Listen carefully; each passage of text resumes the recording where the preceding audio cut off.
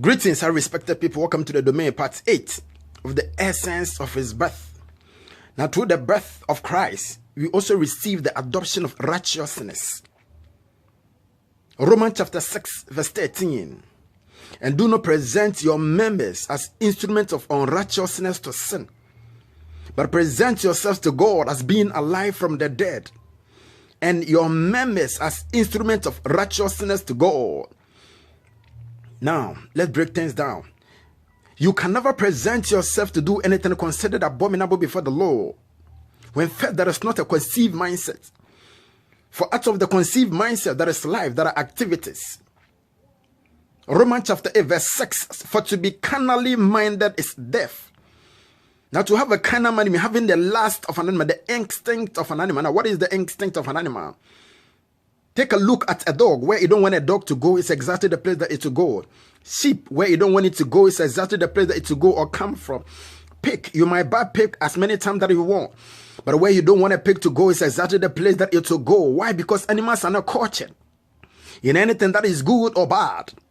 Now, when we say something is not cultured as something, it's time to reason that they lack the ability to discern into practices or issues, coming to conclusion or realization that this thing that I'm doing, this direction that I'm taking is not going to be helpful. So you desist yourself from going there. But whereas man, in the likeness of God, you were created, man possesses such qualities. Yet, man at the peak of his intelligence, coming into conclusion, they've affirmed and accepted to the practice that a man and a man seeing each other, or a woman and a woman marrying, is reasonable.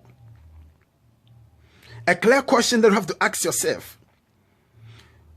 If somebody says that I don't eat fish because I'm vegetarian, so I eat vegetables or leaves, let me make you understand animals reproduce, plants reproduce.